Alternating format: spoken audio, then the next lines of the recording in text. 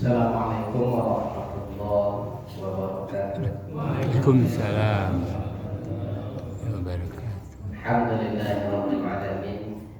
Hamdan hamdan syakirin. Hamdan yu'affi ni'amahu wa yukafi'u mazidah. Asyhadu an la ilaha illallah wahdahu la syarika lah. Wa asyhadu anna Muhammadan abduhu wa rasuluh. Sallallahu alaihi wasallam. La nabiyya wa rasula ba'da. Kama qala Allah Ta'ala fi Qur'anil Karim, A'udzu billahi minasy syaithanir rajim. Bismillahirrahmanirrahim. Wa aqimis sholata tarafayn nahari wa zulafan minal lail. Innal hasanati yudhibna sayyi'at. Dzalika dzikra lidzakirin. Surah Hud, surat yang ke-11 di ayat 114. Bersyukur kita kepada Allah, alhamdulillah malam ini Allah masih memberikan kita kekuatan iman. Amin. Alhamdulillah kita masih mampu dan mau untuk hadir ke masjid guna berubudiyah kepada Allah dan juga hadir di kajian ilmu yang insyaallah bernilai ibadah di sisi Allah. Salawat dan salam kita doakan kepada Allah semoga selalu dilimpahkan bagi umat kita Habibullah Muhammad sallallahu alaihi wasallam. Allahumma shalli ala sayyidina Muhammad wa ala ali sayyidina Muhammad. Di bawah sudah jamaah pada maghrib rahimahullah. Alhamdulillah malam ini kita kutip satu ayat di dalam surah surat yang ke-11 di ayat 114. Allah jelaskan, wa aqimis sholata tarafayn nahari wa zulafan minal lail. Ada suatu perintah dari Allah untuk kita mendirikan sholat, yang hukumnya wajib. Dan dirikanlah sholat, kata Allah, tarafayn nahar, di antara dua ujung siang. Apa maknanya di antara dua ujung siang, Ibu Bapak? Ujung siang yang pertama pada saat terbit fajar, dan itu ditandai dengan munculnya waktu subuh. Ujung siang yang kedua yaitu pada saat terbenamnya matahari, yang ditandai dengan masuknya waktu maghrib. Jadi ketika Allah perintahkan dirikan sholat di antara dua ujung siang, maknanya dirikan sholat mulai dari subuh sampai maghrib. Wa zulafam minal laili, kata Allah, terutama waktu sholat di permulaan malam, berarti waktu isya. Karena begitu matahari terbenam, bias cahaya merah masih nampak, dan selama cahaya merah itu ada berarti maghrib masih ada. Dan begitu cahaya merah itu hilang, ini yang dikatakan oleh Allah dengan zulafam minal laili, waktu permulaan malam. Jadi ada penekanan dari Allah, dirikan sholat dimulai dari subuh sampai maghrib, terutama isya. Hal yang sama juga ada penekanan dari Allah ketika Allah jelaskan dengan perintah yang sama di dalam surah Al-Isra atau surah Bani Israel, surat ke-17 ayat 78. Diawali dengan perintah yang sama oleh aqimis sholata liduluki syamsi ila ghasaqil laili wa qur'anal fajri. Dirikan sholat dimulai matahari tergelincir di waktu zuhur, karena posisi matahari sudah bergeser dari tengah-tengah kepala. Ini yang diistilahkan dengan matahari tergelincir. Ila ghasaqil laili, sampai malam menampakkan gelapnya. Ini waktu isya. Dia kata Allah, aqimis sholat dari dulu ke syamsi ila ghasaqil laili. Dirikan sholat dimulai dari zuhur sampai isya. Wa Qur'an al-fajri, terutama waktu subuh. Ada dua penekanan dari Allah di dalam dua ayat berbeda terhadap dua waktu sholat yang penting, yang berbeda. Dalam surah Hud ayat 114 penekanan Allah terutama isya. Dirikan sholat dimulai dari subuh sampai maghrib terutama isya. Al-Isra 78 dirikan sholat dimulai dari zuhur sampai isya terutama subuh. Ada dua penekanan dari Allah terutama isya dan terutama subuh. Jadi kalau kita gabungkan dua ayat yang diawali dengan perintah yang sama dari Allah, aqimis sholat, ada perintah untuk menjaga sholat itu tetap kita dirikan. Tapi ada dua penekanan waktu yang Allah ingatkan kita, subuh dan isya. Ada apa dengan isya dan subuh? Sampai-sampai Allah menekankan di waktu itu untuk kita. Rasulullah menjelaskan dalam hadis riwayat Bukhari Muslim, kata Rasulullah, ada dua waktu sholat yang berat bagi orang munafik. Kalau mereka tahu, kata Rasulullah, besarnya keutamaan di dua waktu sholat itu dikerjakan berjamaah. Itulah di garis bawah dari Nabi itu, berjamaah. Merangkak pun, kata Rasul, mereka akan tetap datang untuk berjamaah di dua waktu sholat. Kalau nyo tahu, gitu. Tapi kadang-kadang awak kan tahu tapi tidak mau tahu namanya. Lain tahu tapi tidak mau tahu mengerajul. Mana waktu sholat yang berat bagi orang munafik? Dan sampai kata itu dipersiku ibu bahwa sholat lima waktu nanti kata itu munafik dalam masalah sholat. Yang mana sholat yang berat bagi munafik tadi kata Rasul, isya, subuh.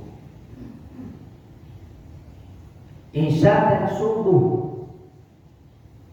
Jadi kalau mereka faham, kata Rasulullah, kalau mereka tahu besarnya keutamaan di dua waktu isya dan subuh itu dikerjakan berjamaah, merangkak. Lalu kata yang lebih lama dari itu ketika orang berjalan, tak mampu berjalan, merangkak akan tetap datang di dua waktu itu berjamaah. Apa keutamaannya ibu bapak? Sampai-sampai Nabi mengatakan kalau mereka tahu. Pertama keutamaannya kata Rasulullah masih di hadis Bukhari Muslim, man sholatan isya'i jama'atan kana masallu nisful lail, wa sholata subhi jama'atan kana masallu kullal lail. Di hadis ini tergabung dengan dipisah bacanya. Kata Rasulullah, yang sholat isyanya berjamaah sama dengan dia sholat setengah malam. Dan yang sholat subuhnya berjamaah sama dengan dia sholat sepanjang malam. Bagaimana mentafsirkan hadis ini, Bu Bapak? Kalau kita sholat isyanya berjamaah, maka kita begitu pula dapat pahala sholat setengah malam. Kalau besok pagi kita masih dipanjangkan umur oleh Allah bangun di waktu subuh, maka kita usahakan subuhnya juga berjamaah, maka dari isya ke subuh kita dianggap Allah sholat tak putih semalaman. Tidak. Tapi kalau hanya isyanya saja berjamaah, subuhnya indah, kita dapat setengah malam saja sholat. Dan kalau isyanya tidak berjamaah, subuhnya berjamaah, juga dapat setengah malam. Disiko banyak orang yang keliru menafsirkan hadis itu. Kalau sholat subuh berjamaah sama dengan sholat sepanjang malam. Padahal kecil Nabi tadi kalau isya dapat setengah, supaya cukup semalam tambah subuh dapat setengah lagi. Jadi kalau isya di subuh berjamaah dapat sepanjang malam. Tapi kalau isyanya indah, ikulah hilang setengah. Subuhnya lain cuma dapat setengah. Di selama kok banyak kita menafsirkan subuh itu berjamaah sama dengan sholat sepanjang malam. Padahal berkaitan isya dengan subuh, makanya digabung di Nabi. Yang isyanya berjamaah dapat setengah malam gitu. Yang subuhnya berjamaah dapat sepanjang malam. Tapi syaratnya isya di subuh ke sama berjamaah, baru dapat sepanjang malam. Dan salah dia memahami hadis itu. Kenapa isya berjamaah dan tapi subuhnya karena dapat sepanjang malam. Enggak, itu cuma setengah.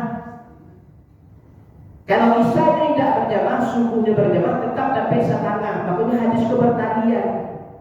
Jadi jadi kalau isyanya berjamaah dapat setengah malam. Kalau subuhnya berjamaah maka dapat lagi sepanjang malam. Kalau isya di subuhnya berjamaah. Tapi kalau hanya salah satu berjamaah, tetap dapatnya cuma setengah. Apakah isyanya berjamaah dia dapat setengah, atau subuhnya saja yang berjamaah dia dapat 3,5. Ya, makanya kita Nabi kalau mau tahu kita Nabi, maka dijagonya lah 2 waktu kau sebisa mungkin merangkak ke masjid itu bisa berjamaah. Supaya kok dapat setiap malam sepanjang malam sholat tahajud. Isya di subuh, pastikan isya di subuh selalu berjamaah. Supaya di hari dapat sholat sepanjang malam. Itu yang pertama, kalau mereka tahu kita Nabi. Tapi kadang-kadang kan tak mau tahu dulu itu. Ada pesta kan lama subuh dalam akal sih. Atau nak Aisyah dengan sinetron raja sudah bagi kata Aisyah dan sholat subuh ada pesta sepanjang malam. Dia subuh saja berjamaah Aisyah tidak. Banyak yang keliru memahami hadis itu.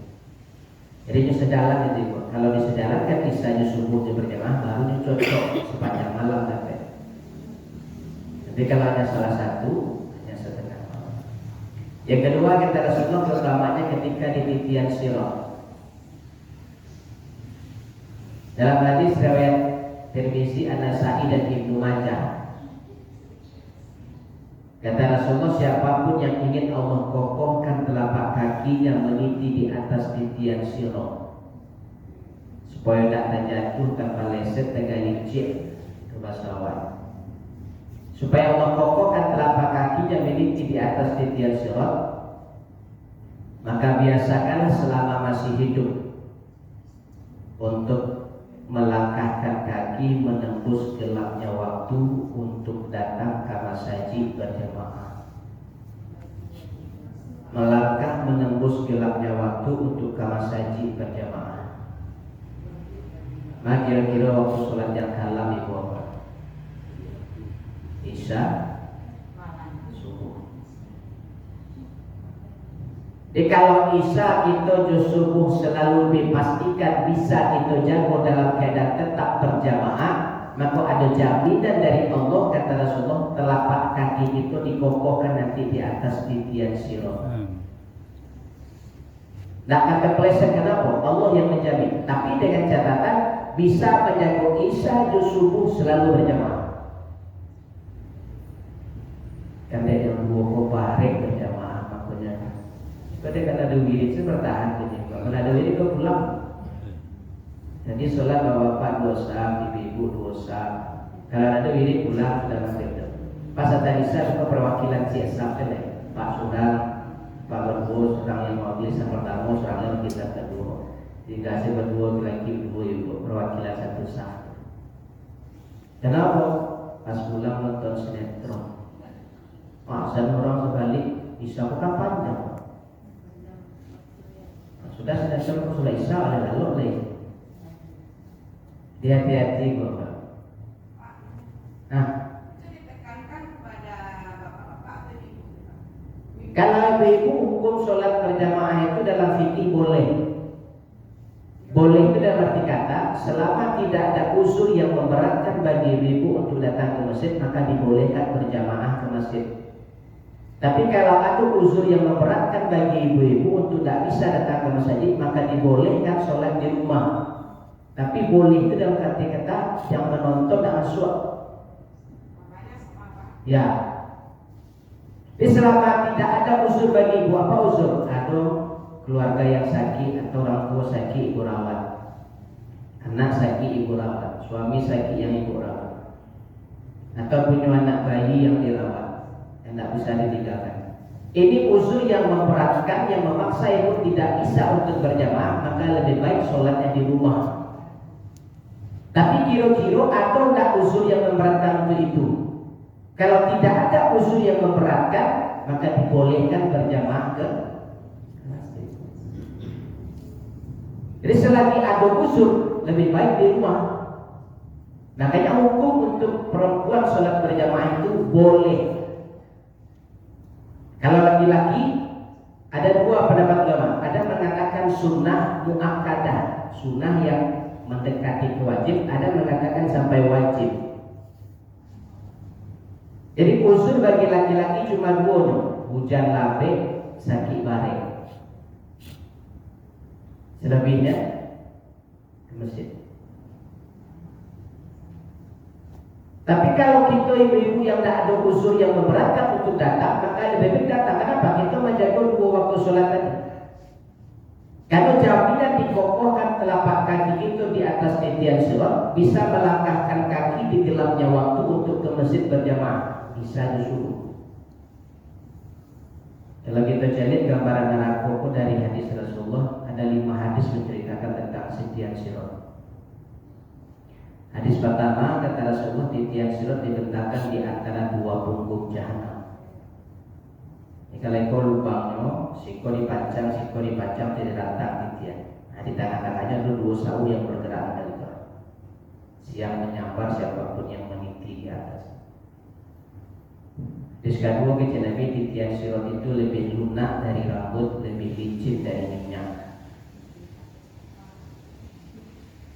Kemungkinan jatuh itu berapa persen ya Bapak? 99,99%. Atau 0,001 kemungkinan selamat. Kenapa?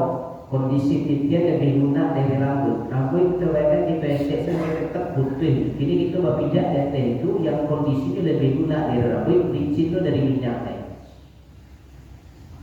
Kalau lantai itu terserah minyak goreng, minyak mandi di Jawa itu bisa Pak mencari jalan lain mainlah itu hilang.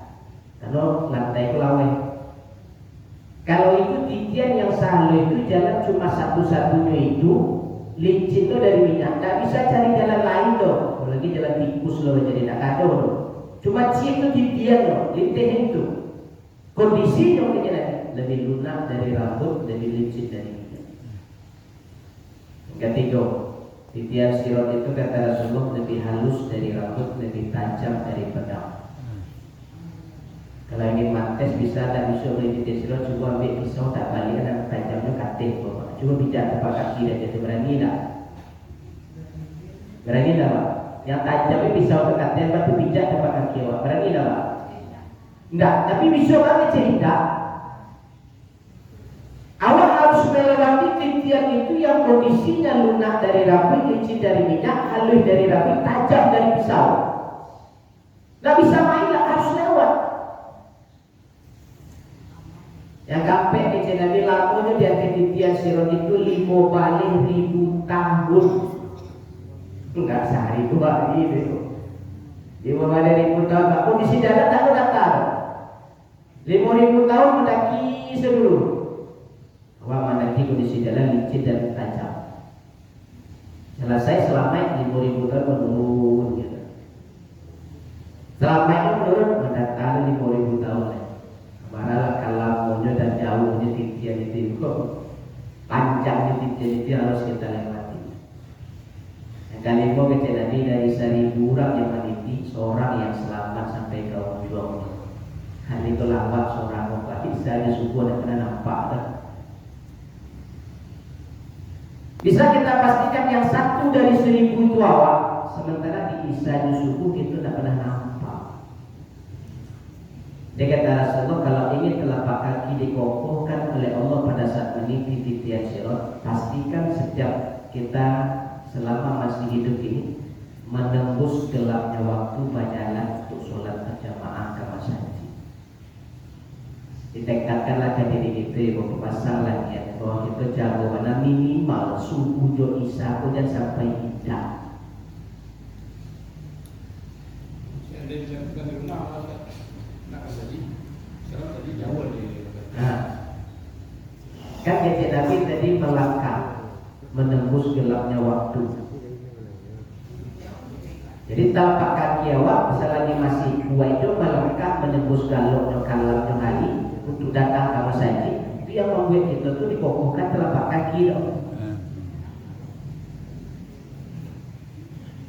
Ya kalau awak sholat di rumah, kira ada jaminan tak itu?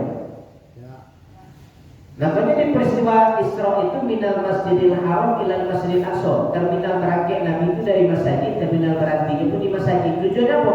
Karena perintah sholat itu afdolnya, utamanya, gadang nilai pahalanya di masjid, bukan di rumah. Makanya berangkatnya dari masjid ke masjid.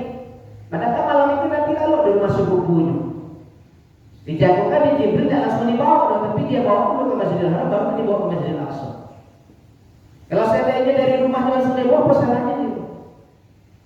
Tapi isyarat dari Allah bahwa sholat itu lebih utama dikerjakan di masjid. Di dalam perjalanan kondisi apapun, ketika kau sedang berjalan kurang azan, perhitungkanlah mana lebih dekat ke masjid yang terdekat dalam perjalanan itu atau rumah awak yang masih sekian jauh. Kadang-kadang awak meyakinkan awak pasti itu sudah. Adik kau sudah di rumah. Iya kok sampai selama di rumah, kok masih tidak lewati kok. Karena awak pikiran capek sudah pak. Pas sudah aja di jalan. Di rumah saya. Rumah sekian kilo leh, masih sekian meter no. Tahu di sekian meter tak? Tenang aja udah. Tapi awak masih berkeyakinan masih bisa itu. Di rumah saja. Iya kok selamat sampai ke rumah bisa awak sholat. Kok cilaku kok di jalan. Sementara waktu lah masuk masjid lewati. Kadang-kadang saya begitu disabda Allah. Jadi kalaupun ada waktu di saat itu dan itu mananya ada azan terdekat, singgahlah di masjid itu. Utamakan itu dulu. Lanjutnya perjalanan. Kok cilaku sudah itu alaman. Jadi kadang-kadang kita banyak beranggapan kita pasti selamat. Di situ tuh walau peduli Tuhan banyak di situ. Kurang azam, awak di jalan, coba rumah sudah rekod. Ampun ni perjalanan seperempat jam lain. Boleh sholat ketika bawa. Dan alhamdulillah selama itu memang selama itu riba. Makanya macam tu awak, hai sekolah di rumah, bisulah, sekolah di rumah. Asal tu saat pada itu bayar merompek, dengan inci onda mengawak. Ada selama yang itu doh, di bawah sakit, tinggal suhur jadi. Nah kan di situ. Itu aja menurut Tuhan, berkuasa di rumah. Saya yakin saya selamat. Ini makanya dalam kondisi apapun ibu pak, begitu tenaga azan, main lebih dekat. Paling itu kan sok, main lebih dekat kondisi awak jarak dari awak kiniku ke rumah atau dari kiniku ke masjid terdekat. Kalau dekat rasanya masjid, kelokan langsung. Sholat gitu dulu. Selesaikan dulu hajat itu kamu, baru kita lanjut perjalanan. Jadi isya dan subuh berjamaah. Itu jaminannya itu. Kemudian kata Allah, innal hasanati yudhibna sayyi'at. Sesungguhnya kebaikan yang kalian lakukan dalam sholat itu menghapuskan dosa-dosa kalian. Apa katanya? Ayat ini innal hasanati yudhibna sayyi'at dijawab oleh Rasulullah dalam hadis riwayat Muslim. Kata Rasulullah, dosa seseorang akan diampuni oleh Allah dari waktu sholat ke waktu sholat, kemudian dari Jumat ke Jumat, dari Ramadan ke Ramadan, selama dia tidak melakukan dosa besar dan dosa syirik. Di dosa atau diampuni Allah jangka pendek dari waktu sholat ke waktu sholat. Tapi seperti apa sholatnya sehingga dosa itu langsung diampuni Allah tanpa minta. Begitu selesai sholat dosa langsung habis. Itu yang penting kita jaga waktu sholatnya. Kalau misalnya awak tak sempat berjamaah dan beruzur, begitu tenaga kurang azan langsung ambil wudu langsung kita sholat di waktu itu. Kalau bisa berjamaah lebih rancak. Jadi subuh tadi kita berjamaah, dari subuh menunggu ke zuhur tanpa kita sadari, tanpa awak sengaja ibu bapak. Ada awak barusuh, atau barusuh, mulut barusuh, talimu barusuh, fikiran barusuh, tangan barusuh, kaki barusuh. Kadang awak lah menjaga supaya tidak boleh rusuh dulu atau rumah dia tak rusuh dulu. Lah sedang duduk di rumah dan kama kota, kama orang datang rumah pemota. Kama tawa. Kan mau nak nyodo, tapi dia tahu orang dosa. Saya ikut dosa dari matu badoso, dari ibu, dari ibu badoso, dari murid badoso. Pikiran pun ada badoso. Nah begitu masuk waktu zuhur, kita langsung sholat di waktu itu. Maka ketika kita selesai sholat, sholat dari subuh ke zuhur tadi, langsung Allah habiskan. Innal hasanati yudhibna sayyi'at. Sholat awal tadi langsung menghabiskan dosa awal. Jadi dosa diampuni dari waktu sholat ke waktu sholat. Selama tak ada dosa gadang. Kalau dosa gadang tak bisa diampuni langsung oleh Allah, tapi harus dengan taubat. Beko dari zuhur ke asar tapi itu dosa balik. Asar kita datang ke masjid berjamaah. Dari zuhur ke asar dosa dihabiskan Allah, 0 balik. Asar ke maghrib udah dituju. Maghrib berjamaah, asar ke maghrib 0 balik dosa. Jadi saja kita selesai sholat berjamaah keluar dari masjid dosa 0. Salamu tak ada dosa gadang, dosa syirik gitu. Jadi orang-orang yang datang ke masjid di waktu untuk sholat berjamaah pulang itu dosanya 0 itu Pak. Kok meninggal sudah itu? Meninggal tanpa dosa. Ada kesempatan janji Allah, tapi awak yang tak nyoba ambil. Selagi masih bisa beko aja sholat. Selagi masih bisa tunggu juga. Selagi masih bisa sabat talai itu sholat. Selagi masih bisa tanggungan lah. Jadi ada kesempatan dosa diampuni Allah dari waktu sholat ke waktu sholat tanpa awak minta, langsung Allah ampuni. Tapi awak tak diambil. Makanya di situ. Kalau kita subuhnya berjamaah, begitu zuhur masuk, awak kalau sibuknya ya bapak tunggu dulu gitu. Orang zuhur 12:30, awak lagi setengah tu. Ini sama aja, pakai setengahnya nih bu. Tapi setengah berapa? Setengah 2, setengah 3, bahkan setengah 4 pun ada orang sholat. Begitu mau sholat, dosa dari subuh ke zuhur tidak jadi diampuni Allah. Kenapa? Fawailul lil sholin. Lalai. Di kelalaian awak tadi yang menyebabkan dosa dari waktu sholat ke waktu sholat tidak jadi diampuni. Tidak boleh Bapak. Minimal kalaupun tidak sempat berjamaah karena uzur yang memberatkan itu, begitu terdengar azan langsung wudu langsung sholat. Kalau dosa dari sholat ke sholat diampuni. Ada kemudahan, kesempatan tapi awak tolak tadi, awak hinaan tadi. Besok dia tanya saya sholat tua, dia sudah sholat tua, dia kenapa? Sholat undur kaum undur juga. Kalau saja terlewat kita Nabi dari Jumat ke Jumat. Seperti apa dari Jumat ke Jumat? Kalau bagi kami apa-apa datanglah ke masjid, masuk ke masjid sebelum khatib di mimbar. Jumat petang saya masuk ke masjid sebelum khatib di mimbar. Jumat ini masuk ke masjid sebelum khatib di mimbar. Dosa dari Jumat ke Jumat habis 0 dosa. Tapi kalau selesai khatib di mimbar lalu mengucapkan salam, datang awak sudah itu, tak ada cerita lagi. Kenapa? Karena kita nak masuk sebagai peserta Jumat. Di hadis Muslim kata Rasulullah, malaikat Allah sudah berdiri di pintu masjid dan mencatat setiap manusia yang masuk ke dalam masjid sebelum khatib di mimbar. Begitu khatib dan naik mimbar ucapkan salam, bukunya ditutup di mereka duduk dengan khutbah. Ayat datang sudah itu, tidak akan pernah masuk dalam catatan Jumat malaikat. Kalau model itu tahu dari sejak dia balik sampai dia meninggal, dia masuk ke masjid satu Jumat itu begitu khatib sedang berkhutbah, maka dia tidak akan pernah masuk dalam catatan Jumat malaikat. Yang Allah minta nanti catatan Jumat itu dari malaikat. Catatan Jumat malaikat buka si nama awak kata apa ada orang. Dia Jumat sudah mau itu.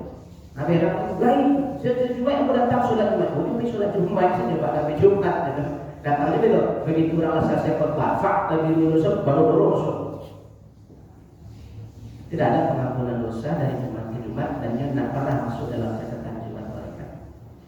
Nah bagi ibu Pak, dan karena ibu tidak ikut Jumat ke masjid, tetap sholat zuhur di rumah, tidak usah tunggu kami pulang Jumat. Begitu terdengar azan dan awak tetap sholat zuhur di rumah, langsung wudu langsung sholat di rumah. Dalam Al-Quran baru sholat tunggu apa pulang Jumat. Dia mau tahu dia gaya sampai sana tidur. Dia bakal ibu ke sholat zuhur. Hanya belum mati mik. Karena orang asal tak solat, tapi mau tadi kita sampai asal solat dulu, baru pulang Jumat. Kalau sudah masak, ada mana ke suruh? Aja tunggu je Pak, kalau Jumat kenapa Pak kota? Jadi tunggu dulu selesai. Begitulah azan, kalau ibu dah ikut Jumat langsung suruh di rumah. Kan tetap ada perakat di kerajaan. Mana harus nunggu kami pulang Jumat? Kalau apa memang harus nunggu khutbah, itu hukumnya. Tak bisa ditinggalkan. Ini kebiasaan turun-turun yang salah diwariskan selama. Jangan solat bulan Jumat. Maka itu bulan Jumat. Awak kan ikut Jumat loh. Langsung senang. Kecuali kalau ikut Jumat dari Masjid Nabawi, Masjidil Haram, perempuan itu semuanya datang ke masjid untuk Jumat. Itu janganlah khutbah itu solat Jumat berangkat pulang lah. Tak masalah. Tinggalkan khutbah itu rukun. Tapi kan ibu-ibu nak ikut Jumat tuh, tetapi solat zuhur itu. Walaupun hari Jumat tetap solat zuhur. Jadi begitu terangan azan ibu langsung sholat seperti itu dari Jumat maka dosa dari Jumat ke Jumat diampuni. Tapi itu dulu kami kelas setengah 2 baru tidur rumah. Ibu baru ke sholat setengah 2. Lah ada waktu sholat zuhur tu. Asal jam 3 awal. Jadi dosa tunggu kami bulan Jumat ibu. Jadi ingat ke bapak yang masih lalai-lalai itu. Kadang-kadang orang azannya makan, mana pergi Jumat. Orang aku baru lucu. Sudah makan juga fakta dulu kita kajian dari dia apa supaya masuk dalam catatan Jumat malaikat, masuklah ke masjid sebelum khatib di mimbar. Kita tahu ke bapak dan lalai bu, kita tahu kan anak bujang itu yang masih lalai. Ingat, datanglah ke masjid, masuk ke masjid itu dari Jumat itu sebelum khatib naik mimbar. Supaya bersolat dari Jumat ke Jumat yang punya Allah dan awak masuk dalam catatan Jumat malaikat setiap hari Jumat. Kalau lewat itu ada yang ketiga dari Ramadan ke Ramadan dosa diampuni Allah. Kalau dia masuk besok ke Ramadan ini maka dosa dari Ramadan ke Ramadan habis selama ada dosa datang. Itu dosa syirik. Tapi kok nyampang umur nak sampai ke Ramadan kira diampuni nak dosa awak dari Ramadan ke awak meninggal sebelum masuk Ramadan. Dalam banyak itu satu doa diajarkan Nabi. Tapi banyak kita salah kaprah membaca doa itu. Kata Rasulullah begitu masuk satu Rajab maka bacalah doa ini kata Rasul. Hafal banyak doa. Allahumma barik lana.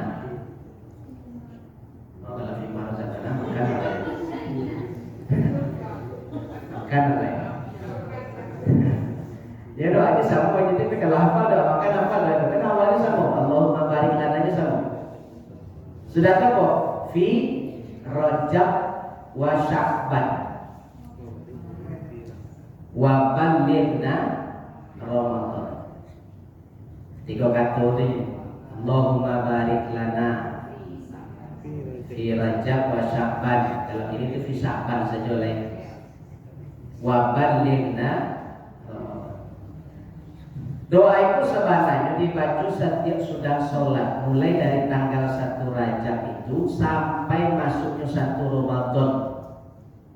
Jadi kalau Ramadan besok jatuh tanggal 2, Muhammadiyah sudah menetapkan di tanggal itu, berarti tanggal 1 sudah asar terakhir kita baca doa itu. Tujuannya apa disuruh baca Nabi selama 2 bulan itu setiap sudah sholat di Bapak? Menampakkan harus awak ke Allah. Awak harus dia masuk ke Ramadan, makanya saya sudah sholat meminta ke Allah, ya Allah berkahi hidup kami selama di bulan Rajab dan bulan Sya'ban dan pertemukan kami dengan Ramadan. Nampak harus ke Allah. Kalau nyampak semua tak sampai Ramadan besok, seminggu menjelang Ramadan itu diwafatkan Allah, tapi di harap itulah nampak ya Allah. Dosa awak dari Ramadan patang sampai awak diwafatkan sebelum Ramadan masuk langsung diampuni Allah. Tapi kalau setiap tanggal 1 Rajab saya dibaca, terus 1 Sya'ban dibaca, kira nampak tak harus itu dari Allah. Di Nabi bagi bekal awak supaya Ramadan ke Ramadan dosa awak diampuni dan iyo kok basopo. Kan masih ada 10 hari lagi. Iyo kok basopo dan kok indah neko kita. Makanya masih ada 10 hari lagi Bapak. Setiap sudah sholat tambahlah koleksi doa awak diikut selama di bulan Sya'ban menjadi Ramadan. Jika nyampang lain cari tujuh beko lain takdir Allah beko awak diwafatkan sebelum Ramadan masuk, insya Allah dosa awak diampuni dari Ramadan sampai saat kita diwafat. Jadi ulang-ulanglah doa itu. Setiap sudah sholat tambah doa itu. Setiap sudah sholat tambah doa itu. Mudah-mudahan nanti kalau takdir Allah menentukan berbeda nanti dosa kita diampuni dari Ramadan ke saat kita diwafatkan. Jadi ada penekanan dari Allah. Dia ada penekanan. Ketika Isya dan subuh ditekankan Allah ke kita, maka jagolah kita. Terutama Isya, terutama subuh. Dan untuk menyelamatkan status kita supaya tidak jadi orang munafik di hadapan Allah, jago subuh juga Isya berjamaah. Yang kedua, kalau ingin dapat pahala sholat sepanjang malam setiap hari, maka pastikan subuh dan Isya berjamaah. Yang ketiga, kalau ingin diselamatkan oleh Allah nanti di titian sirat, maka pastikan Isya dan subuh datang berjamaah. Kalau amalan itu tadi, Bapak, ada Rasulullah menggambarkan gambaran orang yang meniti di titian sirat. Yang 15.000 tahun itu tidak berlaku. Yang 5.000 mendaki, 5.000 menurun, 5.000 mendatang itu tidak masuk. Kenapa? Karena begitu mereka meniti titian sirat, kata Rasulullah, kecepatannya adalah kecepatan saya. Begitu saya hijau, tiba di sebelah. Saya hijau maju, tiba di sebelah. Langsung sebarangnya. Tak berlaku yang 15.000 tahun. Bahkan ada yang meniti titian sirat itu, kata Rasulullah, seperti angin tornado. Malah kegancang ini. Sampai di sebelah. Ada yang model kuda pacu yang sedang berlari di pacuan gitu. Apa tuh kuda pacu berlari di mana gitu. Nah, model itu sampai ke seberang. Ada model orang lari capek. Dari sprint itu, saya capek-capeknya sampai. Ada model maraton saya sampai ke seberang. Ada model berjalan biasa sampai, berjalan santai sampai. Ada yang model berjalan selangkah jatuh gitu. Ada yang merangkak jatuh, ada yang melompat jatuh, ada yang selangkah baru jatuh. Macam-macam kondisinya begini. Nah, kita nanti seperti apa? Tergantung dari amalan lagi. Makanya kalau ingin dikokohkan telapak kaki kita di atas titian sirat, kata Rasulullah, maka biasakan selama masih hidup. Tidak perlu melapor di bidang Nabi itu. Selama masih hidup, biasakan melangkah menembus gelapnya waktu untuk ke masjid berjamaah. Nah, jagolah subuh,